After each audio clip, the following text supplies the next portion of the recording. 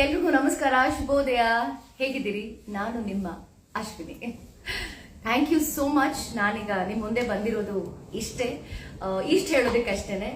ನನ್ನನ್ನ big boss ಮನೆಯಲ್ಲಿ ಇಷ್ಟು ದಿನ ವೋಟ್ ಮಾಡಿ ಸಪೋರ್ಟ್ ಮಾಡಿ ಇಷ್ಟು ಪ್ರೀತಿ ಕೊಟ್ಟು ನನ್ನ ಉಳಿಸ್ಕೊಂಡಿದ್ದೀರಾ ಅಂತಾದಾಗ ನಾನು ಹೇಗೆ ನಿಮಗೆ ಥ್ಯಾಂಕ್ಸ್ ಹೇಳದೆ ಹೋಗೋದಕ್ಕಾಗುತ್ತೆ? ನಿಮ್ಮೆಲ್ರಿಗೂ ಗೊತ್ತಿದೆ ಫಿನಾಲೆ ಒತ್ತಡ ಅಷ್ಟೇ ಇತ್ತು ಅಂತ.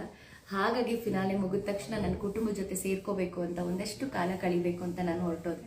ಖಂಡಿತವಾಗ್ಲೂ ಸೈಲೆಂಟ್ ಆಗಿ ಹೋದೆ ಅಂದ ಮಾತ್ರಕ್ಕೆ ವೈಲೆಂಟ್ ಆಗಿ ವಾಪಸ್ ಬರಲ್ಲ ಅಂತಲ್ಲ, ವೈಲೆಂಟ್ ಆಗಿ ವಾಪಸ್ ಬಂದಿದ್ದೀನಿ. ಇನ್ನೇನೊಂದಷ್ಟು ಇಂಟರ್ವ್ಯೂಸ್ ಕೊಡ್ತೀನಿ, ನಿಮ್ಮ ಮುಂದೆ ಬರ್ತೀನಿ, ನಿಮ್ಮೆಲ್ಲರ ಜೊತೆ ಇಂಟರಾಕ್ಟ್ ಮಾಡ್ತೀನಿ.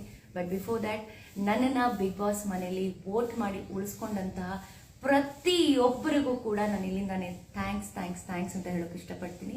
ಆ್ಯಂಡ್ ಆಲ್ಸೋ ನನ್ನ ಕರ್ನಾಟಕ ರಕ್ಷಣಾ ವೇದಿಕೆ, ನನ್ನ ಕುಟುಂಬದ ಗುರುಗಳಾದಂತಹ ಅಣ್ಣ ಟಿ.ಎ. ನಾರಾಯಣಗೌಡರು ಮತ್ತೆ ಇಡೀ ನನ್ನ ಕರವೇ ಕುಟುಂಬದ ಸಹೋದರ ಸಹೋದರಿ ಎಲ್ರಿಗೂ ತುಂಬಾ ತುಂಬಾ ತುಂಬಾ ಥ್ಯಾಂಕ್ಸ್. ಆ್ಯಂಡ್ ಆಲ್ಸೋ ಸುದೀಪ್ ಅಣ್ಣ, ನಾನು ಹೇಳ್ದಾಗೆ ಬಿಗ್ ಬಾಸ್ ಮನೆಯಲ್ಲಿ ನಮಗೆ ಕಣ್ಣು ಕಾಣದೇ ಇರೋ ದೇವರು ಅಂತಂದ್ರೆ, ಬಿಗ್ ಬಾಸ್ ಕಣ್ಣು ಕಾಣೋ ದೇವರು ಅಂತಂದ್ರೆ ಅದು ಸುದೀಪ್ ಅಣ್ಣ. ನಾನು ನಿಮ್ಮನ್ನ ಗುರುಗಳು ಅಂತಾನೆ ತಗೊಂಡಿದ್ದೀನಿ, ಯಾಕೆಂದ್ರೆ ನಮ್ಮ ತಪ್ಪನ್ನ ನೀವು ತಿದ್ದುತ್ತಾ ಇದ್ರಿ. ಥ್ಯಾಂಕ್ ಯು ಅಣ್ಣ. ನಿಮ್ಮ ತಪ್ಪುಗಳನ್ನ ತಿದ್ದಿದ್ದಕ್ಕೆ ನಾನು ಅಲ್ಲಿ ಫಿನಾಲೆವರೆಗೂ ಬರೋದಕ್ಕೆ ಸಾಧ್ಯ ಆಯಿತು. Love you and thank you so much Sudeep ಅಣ್ಣ. ಆ್ಯಂಡ್ ಎಲ್ಲ ನನ್ನ ಕಂಟೆಸ್ಟೆಂಟ್ಸ್ ಯಾರು ನನ್ನ ಜೊತೆ 23 ಜನ ಟ್ರಾವೆಲ್ ಮಾಡಿದ್ರು, ನನ್ನ ಏಳು ಬೀಳುಗಳಲ್ಲಿ ನನ್ನನ್ನು ಬೆನ್ ತಟ್ಟಿದ್ದಾಗ್ಬೋದು, ನನ್ನೆಲ್ಲ ಛಲ ಹುಟ್ಟಿಸಿದ್ದಾಗ್ಬೋದು, ಅದರ ಕ್ರೆಡಿಟ್ ನಾನು ಎಲ್ರಿಗೂ ಕೊಡ್ತೀನಿ. ಸೊ ನಾನು ಫಿನಾಲೆವರೆಗೂ ಬಂದೆ ಅಂತಂದರೆ ಆ ಕ್ರೆಡಿಟ್ ನಾನು ನಿಮಗೆ ಕೊಡದೆ ಹೋದರೆ ಐ ಥಿಂಕ್ ಖಂಡಿತ ನಾನು ಜಸ್ಟಿಸ್ ಮಾಡ್ದಂಗೆ ನನಗೆ ಅನಿಸಲ್ಲ. So thanks to everybody. ಯಾರು ನನಗೆ ಬಿಗ್ ಬಾಸ್ ಮನೆಯಲ್ಲಿ ನನ್ನ ಜೊತೆ ಒಂದು ಕುಟುಂಬದ ಥರ ಇದ್ರು, ಪ್ರತಿಯೊಬ್ಬರಿಗೂ ನಾನು ಥ್ಯಾಂಕ್ಸ್ ಹೇಳ್ತೀನಿ. ಹಾಗೆ ಎಸ್, ನನ್ನನ್ನು ಬಿಗ್ ಬಾಸ್ ಮನೆಯಲ್ಲಿ ನಾನು ಮಾಡ್ತಾ ಇದ್ದಂಥ ಪ್ರತಿಯೊಂದು ನನ್ನ ಮಾತಾಗ್ಬೋದು, ನನ್ನ ವಿಡಿಯೋಸ್ ಆಗ್ಬೋದು, ನಾನು ಏನೇ ಮಾಡಿದ್ರು ಒಂದು ಟಾಸ್ಕ್ ಆಗ್ಬೋದು, ನನ್ನನ್ನು ನಿಮ್ಮ ಹತ್ರಕ್ಕೆ ಅಷ್ಟೇ ಚಂದವಾಗಿ ನನ್ನ ವ್ಯಕ್ತಿತ್ವವನ್ನು ನಿಮ್ಮ ಹತ್ರ ಇಡ್ತಾ ಇದ್ದಿದ್ದು ರಿಲಯನ್ ಕ್ರಿಯೇಷನ್ಸ್ ಶ್ರೇಯಾ ಮತ್ತು ಮಹೇಂದರ್ ಅವ್ರಿಗೆ ನಾನು ಎಷ್ಟು ಥ್ಯಾಂಕ್ಸ್ ಹೇಳಿದ್ರು ಸಾಕಾಗಲ್ಲ. ಬಿಕಾಸ್ ಅಶ್ವಿನಿ ಅಷ್ಟು ದಿನ ಜರ್ನಿ ಮಾಡಿದ್ದೀನಿ ಅಂತಂದರೆ ನನ್ನ ಬೆನ್ನ ಹಿಂದೆ ಯಾರು ನಿಂತಿದ್ರು ಅವ್ರನ್ನ ನಾನು ಮರಿಲೇಬಾರ್ದು. ಸೊ ಡೆಫಿನೆಟ್ಲಿ ನನ್ನ ಬೆನ್ನ ಹಿಂದೆ ಶ್ರೇಯಾ ಆ್ಯಂಡ್ ಮಹೇಂದರ್ ಖಂಡಿತ ಇದ್ರು, ಆ್ಯಂಡ್ ನನ್ನ ಫ್ಯಾಮಿಲಿ ಇತ್ತು. ಹಾಗಾಗಿ ನಾನು ಯಾವತ್ತೂ ಕೂಡ ಅವ್ರನ್ನ ಮರೆಯೋದಿಲ್ಲ. And I trust them. ಇವತ್ತಿಗೂ ಈ ಕ್ಷಣಕ್ಕೂ ಅವ್ರಿಗೆ ಅವ್ರು ನನಗೆ ಮಾತು ಕೊಟ್ಟಿದ್ರು, ಬಟ್ ಆ ಮಾತನ್ನು ಅವ್ರು ಉಳಿಸ್ಕೊಂಡಿದ್ದಾರೆ, ನನ್ನ ವ್ಯಕ್ತಿತ್ವನ ಎತ್ತಿ ಹಿಡಿದಿದ್ದಾರೆ.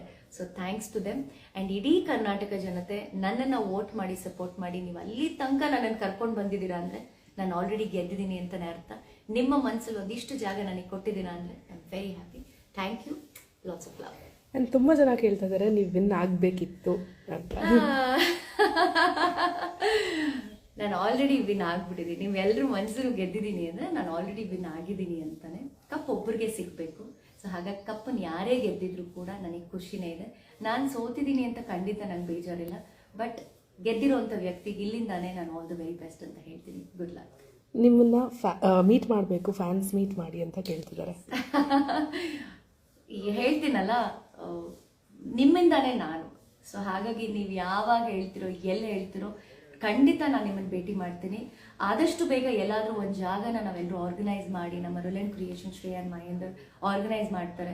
ನಿಮಗೆ ಏನೇ ನನ್ನ ಜೊತೆ ಮಾತಾಡಬೇಕು ಅಂತಿದ್ದೀವಿ, ಯಾಕೆಂದರೆ ಗೊತ್ತೋ ಗೊತ್ತಿಲ್ಲದೇನೋ ಅಥವಾ ನಮಗೆ ಕಣ್ಣು ಕಾಣದೆ ನೀವು ನಮಗೆ ವೋಟ್ ಮಾಡಲು ಉಳಿಸ್ಕೊಂಡಿದ್ದೀರ ಅಂತ ಆದಾಗ, ಅಷ್ಟು ದಿನ ನಾನು ಜರ್ನಿ ಮಾಡಿದ್ದೆ ಅಂದರೆ ನಿಮ್ಮ ಪಾತ್ರ ನಿಜವಾಗ್ಲೂ ಗ್ರೇಟ್.